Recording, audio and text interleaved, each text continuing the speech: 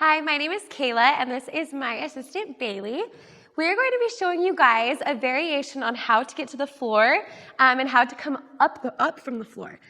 This is super fun. You can put this in any sort of contemporary piece or even like a jazz piece. Like, totally have fun with it, but this is just something to try.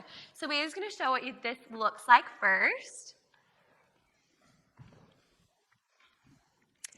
Perfect. So we've already gone through a floor leap, which is that last trick. So let's break down this first part really quickly.